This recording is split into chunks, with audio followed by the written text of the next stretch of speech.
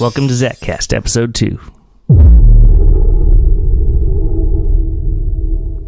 ZachCast is a play on the word podcast, but hey, there ain't no pods here, just me, and my name is Zach, and that's why this show is called ZachCast.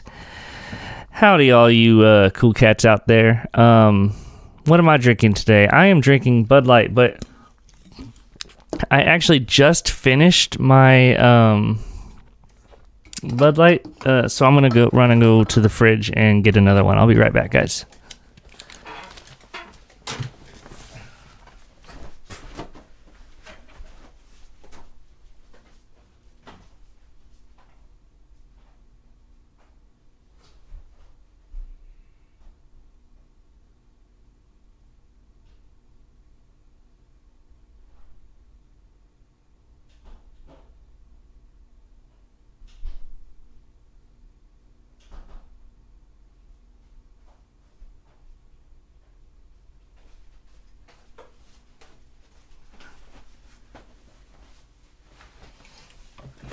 All right, I am back. So sorry for that wait.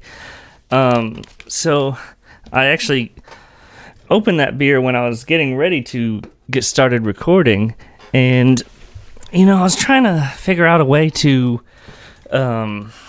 trigger my like theme music, like the intro music and like intro to the.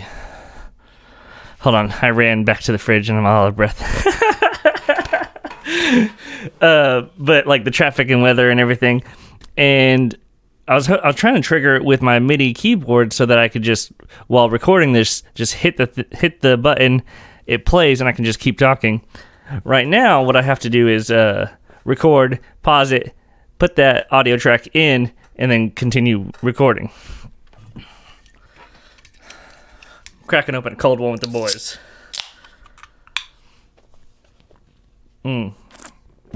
Tasty, worth it.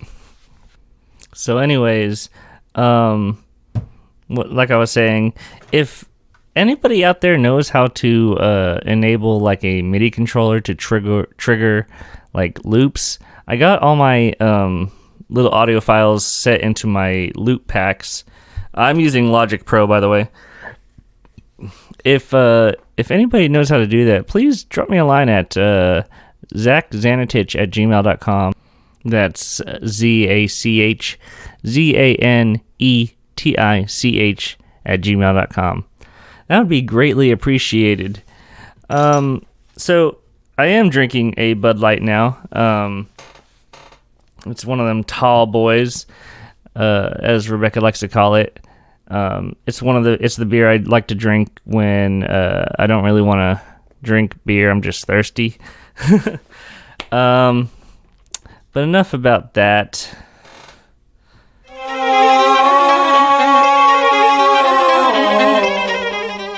Oh, that's my reminder to look outside my window for your weather and traffic. It is dark outside, and I don't see very much traffic, so the traffic looks good today.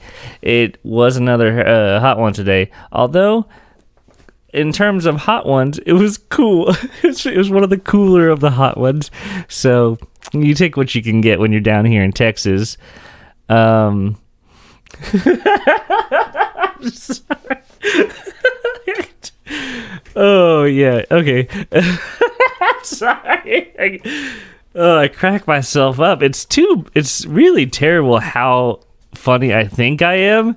And, well, I mean, that's not terrible. That's great. Thinking that I'm super funny is a great way to spend the day. But it's when I get humbled, that's the terrible part. Speaking of funny,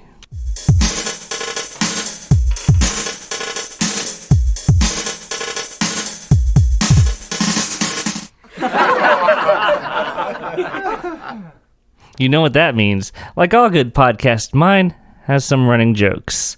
Today's running jokes. Did you hear about the race between the lettuce and the tomato? The lettuce was ahead, and the tomato was trying to catch up. Oh, boy. Oh, no. Ooh, I'm reading these off of a joke website, and this one's a little blue, if you know what I mean. What do you call a 13-year-old from Alabama who can run faster than her 6 brothers? A virgin. That's so bad. I gotta end this segment now before I sign any more of my... I don't want to go to hell.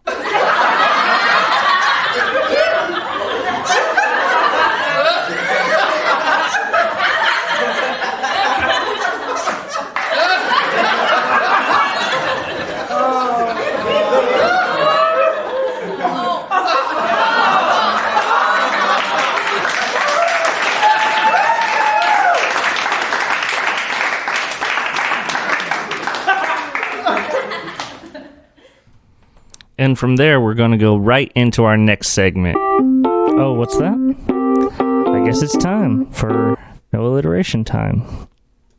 Hey guys, it's no alliteration time. Today's phrase is the devil is beating his wife. I was inspired to bring this up today because earlier this morning it was pretty sunny, and at the same time it was raining.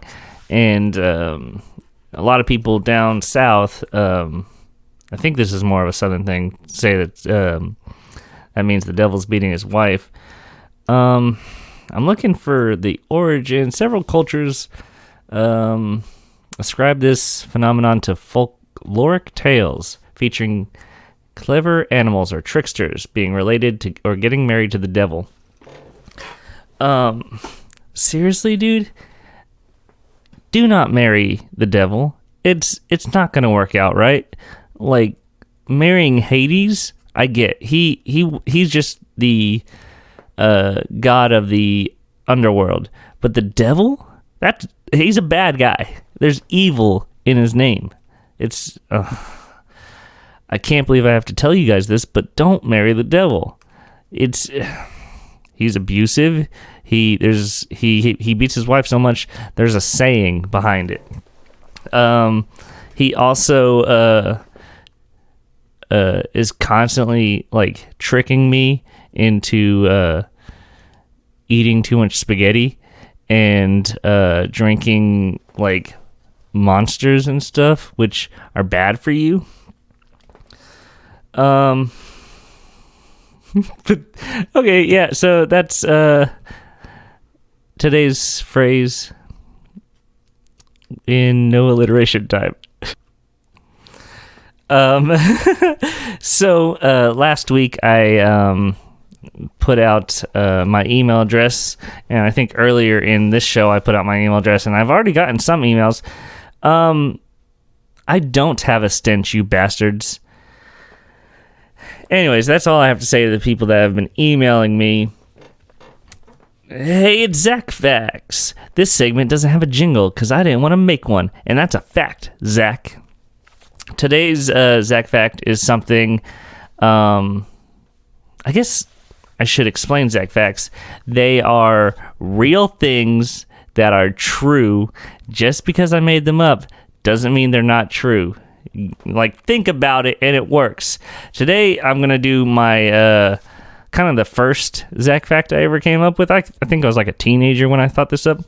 Anyways, wink, the word wink, like when you blink one eye, then the word wink comes from one blink. Wink. Take the w from one and the ink from blink. One blink, wink. And that's where we got the name wink, for when you're winking one eye. You're blinking one eye, winking.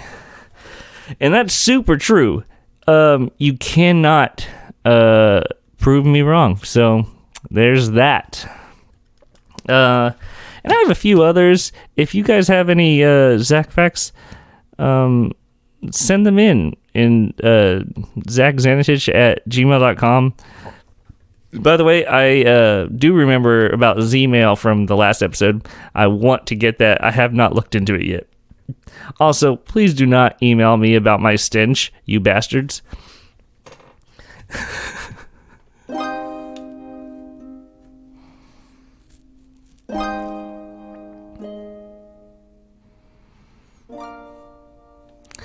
As all things must end, so must this podcast. But before I go, I'd like to read you one of Aesop's fables to ponder on. This fable is called Belling the Cat. The mice once called a meeting to decide on a plan to free themselves of their enemy, the cat. At least they wished to find some way of knowing when she was coming so that they might have time to run away. Indeed, something had to be done, for they lived in such constant fear of her claws that they hardly dare stir from their dens by day or by night. Many plans were discussed, but none of them was thought good enough. At last a very young mouse got up and said, "I have a plan that seems very simple, but I know it will be successful. All we have to do is hang a bell about the cat's neck. When we hear the bell ringing, we will know immediately that our enemy is coming." All the mice were much surprised that they had not thought of such a plan before. But in the midst of rejoicing over their good fortune, an old mouse arose and said, "I will say that the plan of the young mouse is very good, but let me ask one question. Who will bell the cat?" The moral of the story is, it is one thing to say that something should be done, but quite a different matter to do it. Yes, you can talk the talk, but can you walk the walk? Thank you. Have a good day.